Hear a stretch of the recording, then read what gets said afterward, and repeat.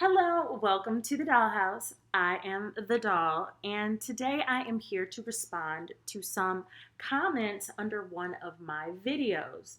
I posted it the other day, and it's titled, There Are Consequences to Making Yourself Look Weird on Purpose.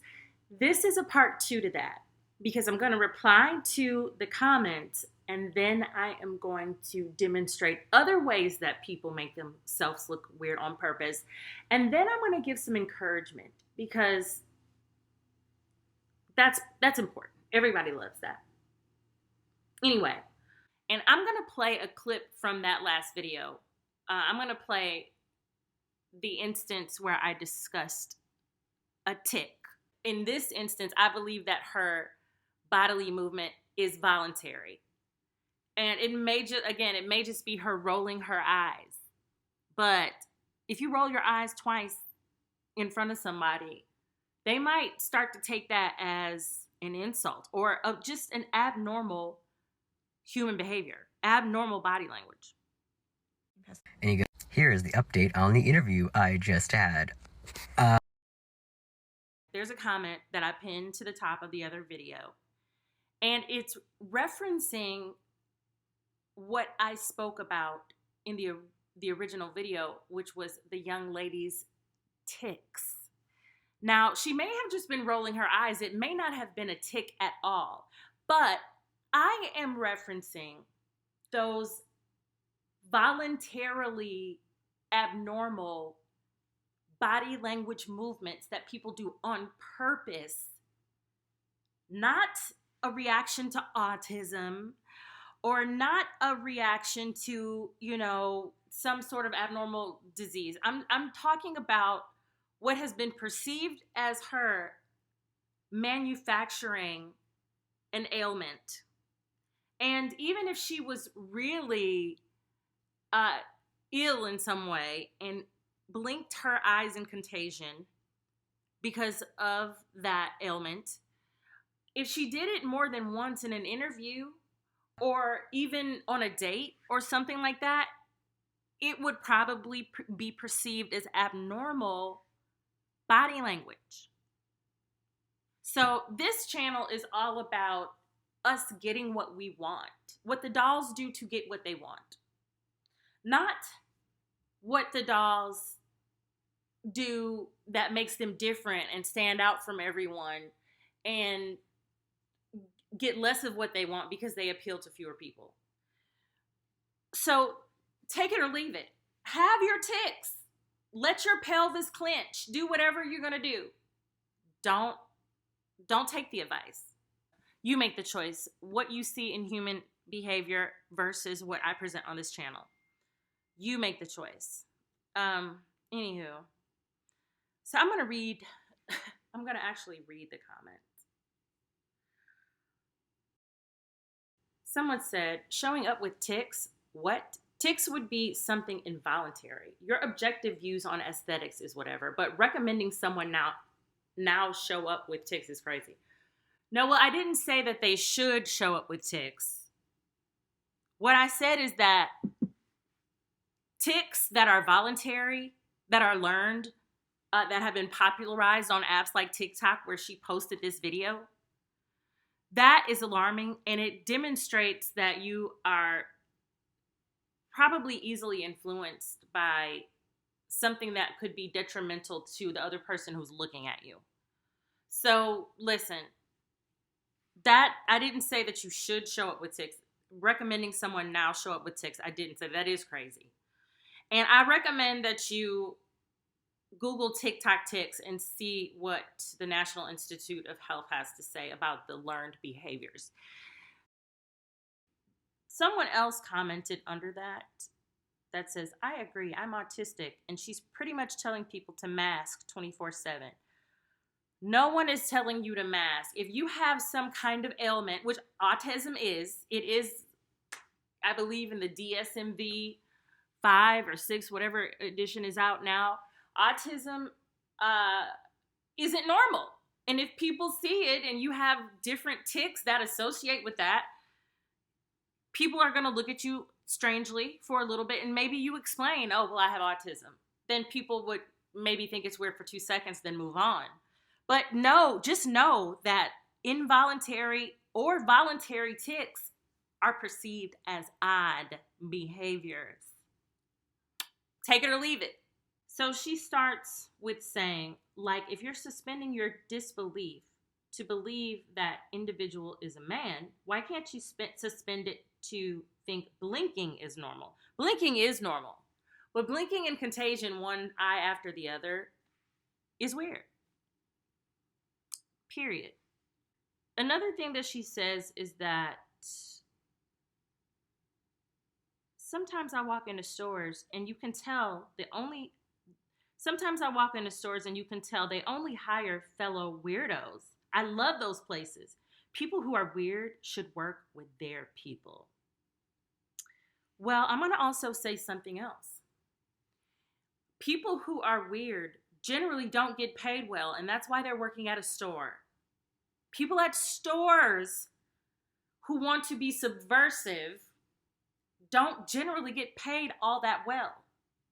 And at the stores where they do, they tend to blend in with others who look like them.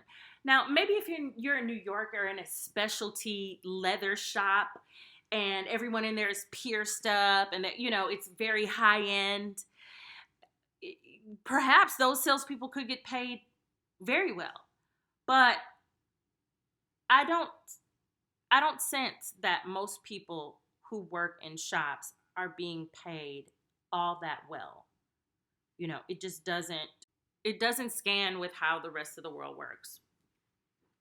So, anywho, listen, I respect y'all for watching the channel, and I respect your opinions, and I'm addressing them because I don't want people to get it twisted and to think that I'm saying if you have an abnormality that has been diagnosed and you understand that the tics are there for a reason, great.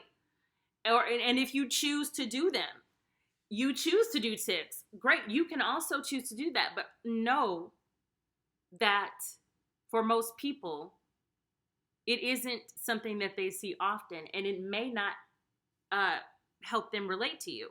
So either you explain it, or you just, if you're choosing to do it, you might consider not doing it. And that particular behavior, to me, from the video, it felt like a learned behavior. And that's why I mentioned it. Learned behaviors are certainly things that can be unlearned. But involuntary behaviors that are a result of an illness, even though they might be perceived as weird for a couple of seconds,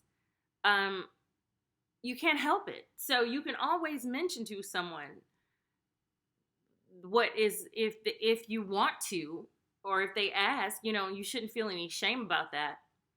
But just know, in reality, people don't ignore things just because they make you feel uncomfortable or just because you have an illness. People don't ignore things just because you have an illness, mental or otherwise. So I said that I was going to also talk about ways that some of the dolls, hopefully none of the dolls, but some of the dolls may have been guilty of going outside looking like you just got out of bed. The bonnet has come under fire for lots of reasons. And the reasons why I'm going to mention it is because it limits your positive responses. When you go outside looking like you did not even respect the people that you were going to see enough to brush your teeth and shower. That's why it's not a good idea to look like you just rolled out of bed or that you are preparing for bed. You can go have at it, but it limits your positive responses. The more effort you give to show people that you respect their time and attention by showing up in a pleasant way, the better responses you get back from the world. So, pajama clothes at the airport, bonnets on the cruise ship deck, or the hotel lobby, or while you're picking up the kids, pajamas as you run to the grocery store, house shoes. Like, you never know what could happen. You never know who you might run into. You might see President Obama and Michelle just picking up some quinoa in the aisles at the Kroger. And there you are with your bonnet, your shirt with a drunken collar, some Crocs, and a crusty manicure. Listen, you make your own choices, okay? But I'm only saying that the more that you put in, the more that you get out. Now, someone else in this comment section mentioned that she was bald. And I'm going to read that. What about a bald head on a woman? I had long locks, but 4C hair was very hot and became expensive and time-consuming to care for. I feel much more confident with no hair, but I think it confuses people that my head looks like a boy while my mannerisms are feminine. Any suggestions? Listen, if you want to be bald, you can make that work too. There's a lady on Real Housewives of Beverly, no, Real Housewives of, one of the Real Housewives shows. She was recently diagnosed with cancer, and she is making the best of it with jewelry on her head. A nice scalp is helpful. Now, obviously, a bald head on a woman especially will be weird at first. And if you feel comfortable explaining it, it may help people relate to you. But like you explained to me just now, I understand that. But it will give people pause, no doubt. But if you do it in a great way, it may lessen the I guess the stark contrast from a woman with hair to versus you with no hair. And you can always buy some hair. You will have the best laid wig in town. You don't have any hair. So lay those wigs on it if you so desire. If not, just have a nice, presentable scalp. And don't be offended if someone asks you why. They may believe that you have cancer. And if you don't, just what you said, it really makes a lot of sense. You just want to, and you feel cute. Listen, it worked for Miss Amber Levanchuk, also known as Amber Rose. So it works for people. Don't ever doubt it. However, it is certainly an aesthetic associated with a certain demographic of people, unless it's associated with cancer patients. So just be aware of that fact and know your audience for whatever it is you're trying to do. Well, who are you appealing to? Someone else in the comment section mentioned braids. Braids are so touchy. Having worked in so many professional environments, braids are a lot like a beautiful afro. They are perceived to be natural, even though most of the time there's some hair added in. Braids and locks are much more acceptable, but really more so on women. I want to close by saying that I appreciate everyone who watches. And if you have some sort of natural abnormality, I don't know if I'm saying that in a politically correct way, and I don't care.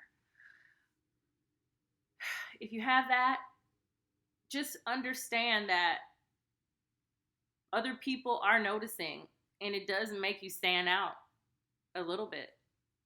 And it doesn't have to define you, though. Now, the people who choose to act weird, your choices literally define you. Your choices define you. The things that you can control define you. The things that you can't control, they certainly influence you, but you define yourself through your choices. So I hope this is helpful and that it made sense. And I'm looking forward to talking to y'all soon.